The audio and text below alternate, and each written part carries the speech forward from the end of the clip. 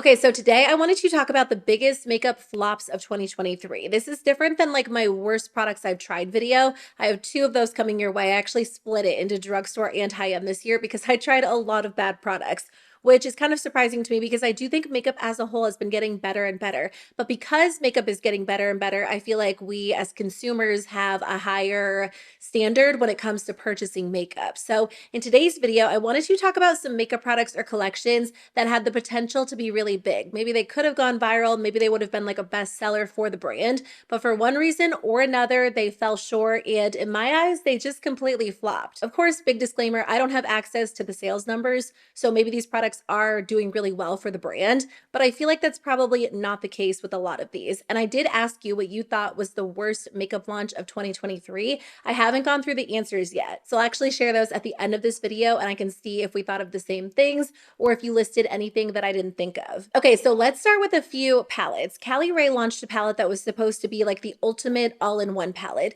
I remember watching a video on Instagram when they first launched it, and it was the founder of Callie Ray, who's actually the founder of Urban Decay, and she was talking about how her and her team created the Urban Decay Naked palette, which was obviously a very iconic palette. I think she said like each person on the team chose like their desert island shadows that they would bring with them if they were to go to a desert island and bring shadows. And then they put them together and it was like the ultimate palette. So she was basically saying that she was trying to do that with this palette, but this was like an eye and face palette. I don't think that this one was quite as successful or will be quite as successful as the Urban Decay Naked palette. And it was such a flop. At the time that I'm filming this, it's currently on sale because I can't imagine it sold as well as they hoped. I know there are some people who probably love this, but the color story is just so light to be an all-in-one palette for most people. That is the problem when it comes to face and eye palettes. You can't possibly create one palette that will work for most people. I'm sure it could be done, but I think generally speaking, it's nice when brands release like one or two or three different options, like a light, medium, and deep. There's also just something weird about the pans and the layout. It doesn't make it look super appealing to me. When it comes to my palettes, I do prefer order and not as much open space.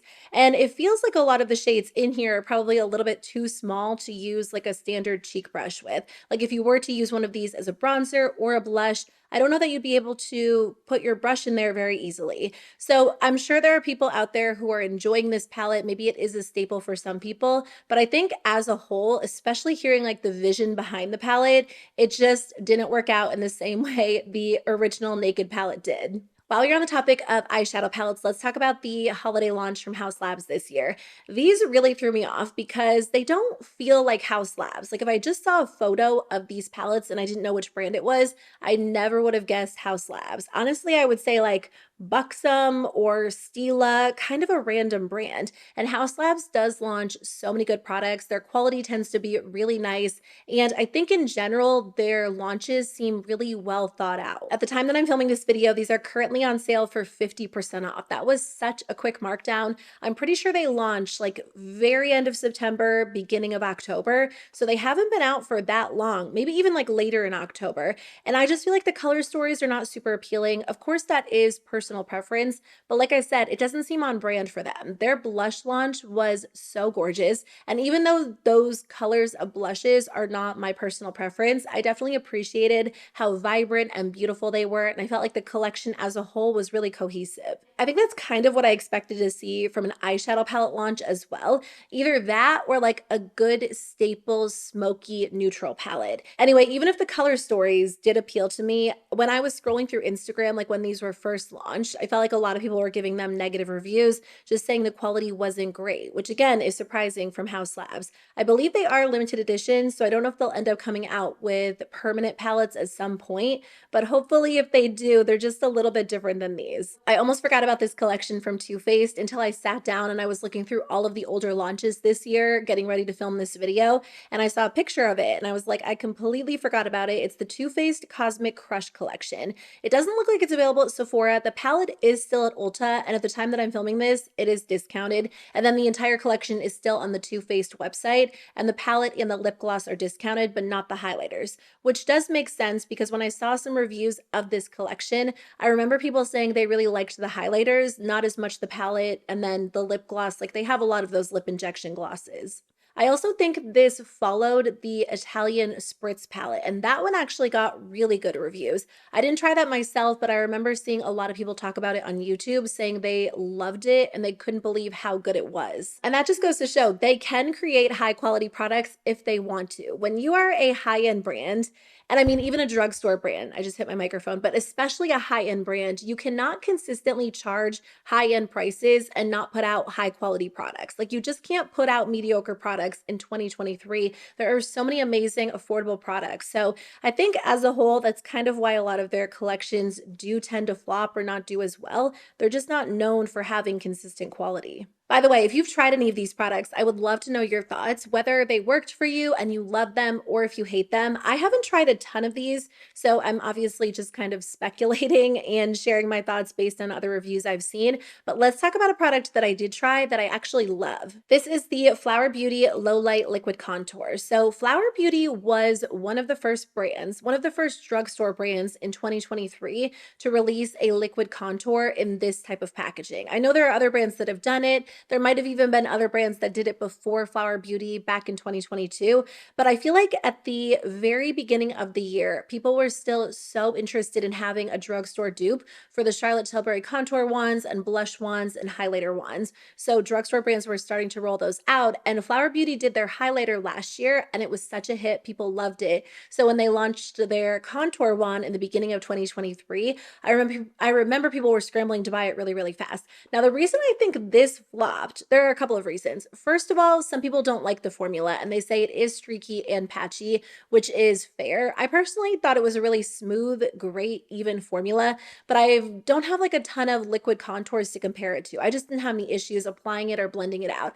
I think another reason why it flopped is because some of the big TikTokers gave it such a poor review right when it launched. I remember Michaela reviewed it like right when it launched and she said like, this is terrible, don't buy it. And you know, whether or not you're a fan of Michaela, typically, at least in the beginning of 2023, when she said something was good or bad, it really had the potential to make or break a product. I know a lot of people don't like it, but I do think some of the initial negative reviews steered people away from actually trying it out for themselves. Truthfully, I am a fan. I still hope they end up launching liquid blushes at some point because I do like their products. I don't think Flower Beauty's been doing a ton of new products lately, but there are other alternatives at this point from the drugstore. Milani's liquid contour is great. I personally didn't love the e.l.f. liquid contour, but I know a ton of people really enjoyed that one. So there are other alternatives now. Oh wait, I actually had another palette on my list, the Melt Cosmetics Electrip Eyeshadow Palette. So for a while, Melt palettes were so exciting. They were a brand that everyone was curious to see like what they would launch. They did fun color stories, really beautiful formulas. And then I feel like over the past few years, they kind of moved away from really colorful palettes and went into like neutrals, kind of toned down palettes. And I thought the Electrip palette might bring back some of that excitement for them. And I remember talking about this in a purchase or pass video because the colors are really fun.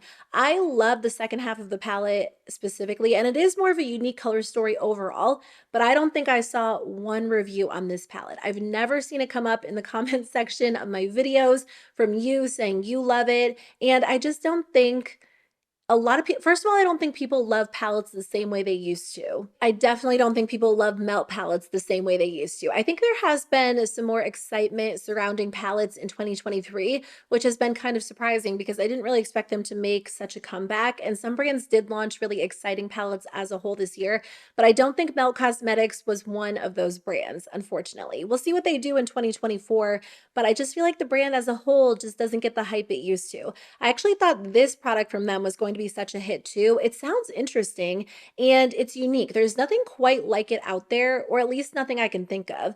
It is the Glaze Skin Sheer Finishing Powder. I haven't tried this product just mainly because of my skin type and my preferences when it comes to powders. I just didn't think it would be ideal for me, and I don't want to spend $39 on a product I don't know that I'll love, but I really thought this would be a viral product. It's supposed to be an all-natural, lightweight, multi-use powder, so you can use it on top of foundation, you can use it alone. It's not a highlighter, but it is supposed to give you like a soft, focused, blurred finish with a little bit of a glow. It sounds like it has a little bit of coverage too, so maybe the issue is that people are confused. Like it's hard to know exactly what this product does where to incorporate it into your routine. When I initially saw a video of this on their Instagram, the person using it had like more of a matte finish, and then they just took a brush and kind of like sweeped it over the high points of their face, and it basically looked like a very, very subtle highlighter, but it didn't look heavy or cakey on the skin. So it looked really nice. But once people started sharing reviews on this, they were saying it actually did look really cakey on the skin. It looked super heavy. It made them look greasy. Their makeup broke apart. So it kind of sounds like maybe it's a mix between like a balm type product and a powder. And it's just, again, kind of hard to incorporate into your makeup routine, at least like day to day, for someone who doesn't really want to spend like a ton of time working with products that are hard to pair with other products. So again, it sounded really, really interesting. I haven't heard anything about it, and I don't think it really did that well based on the reviews that I've seen and how little I've actually heard about it. Another glowy product I completely forgot about until I was looking through all of the releases this year is the Kosas Glow IV Vitamin Infused Skin Illuminating Enhancer. Really long name. I actually skipped this product because I thought it was just going to be way too much for my skin type, my personal preferences. I like a little bit of a glow, but I think for the most part, I do tend to wear more matte base products as a whole. And I've moved away from that a little bit, but this just seemed like it was going to be way too glowy. I think it came out in the beginning of 2023, kind of around the same time when the Makeup by Mario foundation launched, although that was like the very end of 2022, but it was when glowy complexion and base products were really trending, and I think they always are.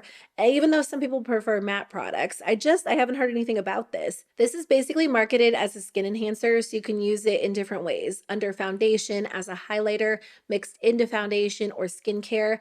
I do like the e.l.f. Halo Glow for that purpose, but honestly, my favorite product right now, if I want to add glow, is the Say Glowy Super Gel. It definitely has a glow, but it is really almost like refined. It's a very thin formula. It looks so pretty on the skin, but it doesn't look glowy or overly shimmery. And because it is a gel, I find that it just wears well under makeup, or you can mix it in with things. I've read reviews on this, and it looks like a lot of people are saying that it's more glittery than glowy, which is definitely a reason why people might be avoiding it. But I do think Kosas also has a reputation for products that expire so quickly, which when it comes to complexion products that you don't go through super fast, I mean, some complexion products you do, but something like this, you just probably wouldn't use up quickly. And to spend $38 on something that might not last for a long time does kind of make people stop and think whether or not they actually want to add it to their collection. Okay, let's talk about the Glow Recipe Strawberry BHA Pore Smoothing Blur Drops. I have actually tried this product. Originally, I was like, should I put this in my worst makeup of 2023? But I decided against it because I don't really think it's one of the worst products I tried. I just think it's kind of tricky to work with, but it has gotten such mixed reviews. And in general, Glow Recipe products go viral. No matter what they are, people love them, they enjoy them. This isn't quite as well loved as some of their other products. I would say if you have oily skin or you have normal skin, you might enjoy this product. But if you deal with any sort of dryness, personally, I would skip over it because it does tend to enhance dryness. Sometimes it actually makes my skin look dry when it's not dry at all. It is a blurring, smoothing, mattifying product, which was really nice during the summertime. And if I paired it with the right foundation, it would look really good under my makeup. But occasionally I would use it with a complexion product and it would pill up and it would make the product just break apart. And it wouldn't even really come down to like certain ingredients that didn't mix well with the product. It was so random. If I found a combination that worked well with this, like I would stick with it because it did look really good on the skin under my makeup. But if I didn't know what I was wearing that day, like I wasn't sure what type of complexion product I wanted to wear, I would skip it because I didn't want to chance messing up my makeup. I will say the e.l.f. Liquid Poreless Putty Primer basically has the same effect on the skin. I'm wearing that today under my foundation. It leaves my skin looking incredibly smooth, and it actually extends the wear of my makeup. The textures are very, very similar. Obviously, the Glow Recipe product has skincare benefits. It has BHA. Does it have salicylic acid? Let me pull it up on Sephora's website because I think it has some other skincare benefits too. It does have salicylic acid in it, encapsulated BHA, strawberry enzymes, and then a couple of other things that are meant to be beneficial for your skin. So that is obviously what you're paying for compared to the e.l.f. product. But honestly, if you're just looking for like smoothed skin, blurred pores, and extended wear when it comes to your foundation, try the e.l.f. one. It is a fraction of the price, and it works with pretty much every foundation I've ever paired it with. So what do you think of the Merit Solo Shadows? I don't know if I would consider these to be like a complete flop. I just think the launch as a whole probably wasn't as well received as the brand initially thought it would be. When I first saw the marketing photos, I was like, this is such a good campaign. Like, I, in general, am not a big single eyeshadow fan, but they were really making me feel like I needed these single shadows in my life. The photography was gorgeous. The way they were approaching it just kind of resonated. Like, nobody really needs a super large palette anymore. Sometimes people skip eyeshadow as a whole. So these were basically meant to simplify your makeup routine. But then I saw pictures on Sephora's website and the shadows looked so patchy and really dry and uneven.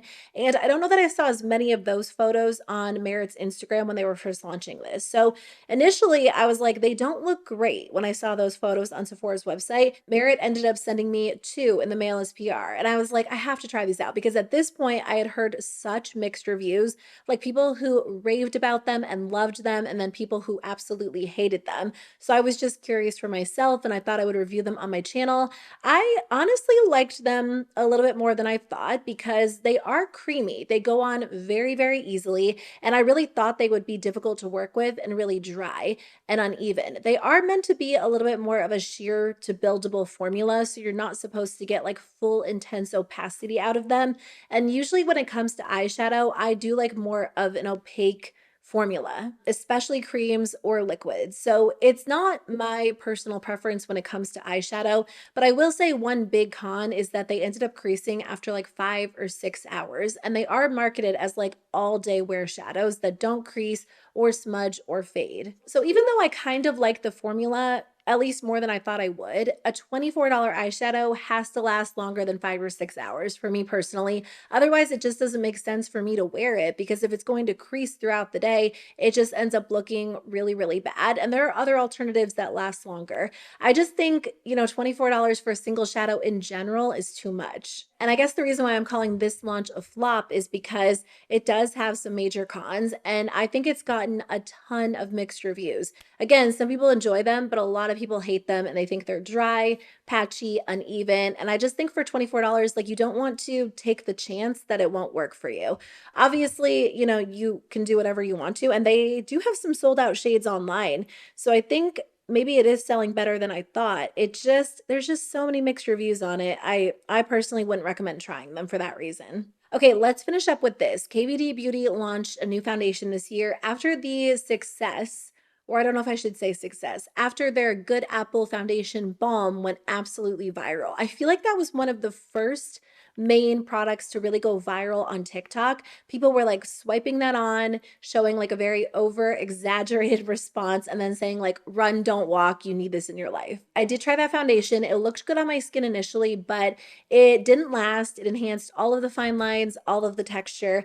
It's funny because they actually launched a concealer fairly soon after that, and I loved their Good Apple concealer. It was so different than the foundation balm. It was thin, matte, long wearing, and it had amazing coverage. And after I tried that, I remember saying over and over in videos, I really wanted them to launch a foundation from the same line. And not the foundation balm, but like something more similar to the concealer. And then they did this year.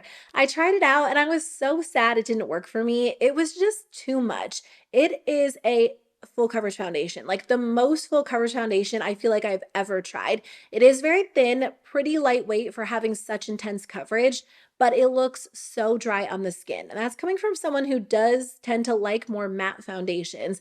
I would say if you have extremely oily skin and you want like the most full coverage finish, you might enjoy it. But other than that, it probably won't be ideal for most people. If they launched this foundation back in like 2016, it would have been a hit. I was wearing the Urban Decay All Nighter exclusively.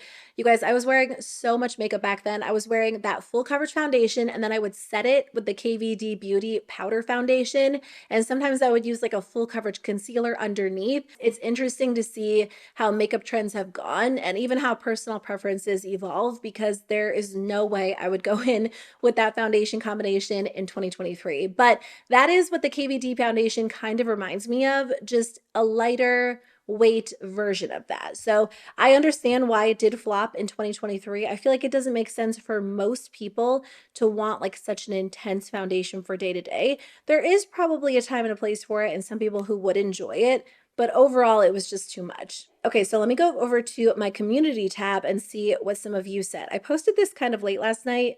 Well, not that late. It was like 10 p.m., but I feel like there probably weren't a ton of people on YouTube at the time. Okay, so the first comment says probably the entire Polite Society brand. I totally forgot about that brand. So the founders of Too Faced actually created a new brand this year called Polite Society. And I don't know if their products are actually sold at Sephora. I know they're sold at Ulta. It doesn't look like they're at Sephora. It's interesting because now that I read the comment, like I haven't heard anyone talk about this brand. I think, the founders of Too Faced were probably banking on their popularity of Too Faced, but Too Faced, I don't know, their popularity has been going down for a long time. So on Ulta's website, it looks like they only have a few products, which I believe they had more when they first launched. Maybe not, but they have a mascara, they have a lip oil gloss, they have a skin caring foundation, an eyeshadow palette, which has terrible reviews, and then a blush palette. The comment under that says, I can't recall that brand at all, which is telling. So that's really, really funny. Some people are saying they actually liked a couple of the products they've tried. Oh, someone says the mascara was the worst they've ever tried. Okay, that's a good one because I really just completely forgot about that brand. Oh, the next comment says the Huda Beauty pressed powder. I definitely agree with you on that. I actually have that on my list to share in the worst products of 2023 that I personally tried. I was so disappointed in that. I love the loose powder so much. It is one of my top favorites. And the pressed powder looks so heavy and cakey on the skin. Okay, the next comment says the Merit Single Shadows. Oh, there's actually a couple of comments saying Merit Single Shadows. Oh, a lot of comments and a lot of thumbs up. So a lot of you agree that the Merit Shadows were a flop. I really would recommend avoiding those. Even though there is a chance you might like them, $24 is just a lot to spend on something that doesn't last and that might potentially be a big flop for you. So sounds like a lot of you feel the same way. Oh, a lot of you actually said the e.l.f. Halo Glow blush wands or just the Halo Glow wands in general. Again, I agree on that. Those are on my list for the worst drugstore makeup of 2023. But whenever I talk about those, I feel like everyone disagrees with me and they say they love those products. So I do think that is a product that had some mixed reviews. For the most part, I feel like people love it. But if you hated it, you really hate it, like me. Like they just did not work out. They look so patchy on the skin. This comment says the Lady Gaga holiday eyeshadow palettes, which I definitely agree with. The James Charles painted collection. Yes, I do not support James Charles. I don't support him, his channel, his launches. I never will. But even if you were like indifferent to him for whatever reason, I just feel like his time has come and gone. Like just it's time to move on. You can't really I would assume he can't really bank on the success of his previous launches or his reputation in the beauty community, especially now. Like he's just someone I do not support. Someone said the Jones Road pink bronzer. It's the same color pink as I get when this product gives me a rash. I'm sorry that you've had a poor reaction to that. I haven't tried anything from Jones Road ever since they had like that weird foundation that was going around. I don't know what it is, but the brand as a whole hasn't really appealed to me. But now I know to stay away from that bronzer. So that was fun to read through your responses. That's over on my community tab if you want to see what else other people said, because at this point it's only been up for like 13 hours. So by the time this video goes up, I'm sure it will have additional responses. But let us know in the comments, what was the worst makeup launch of 2023? What collections or products do you think absolutely flopped? I'm so curious to hear from you. I will be uploading videos on the worst products I personally tried this year, a drugstore and a high-end version. Those should be up next week. So stay tuned for those, and I'll see you very soon with a new video. Bye.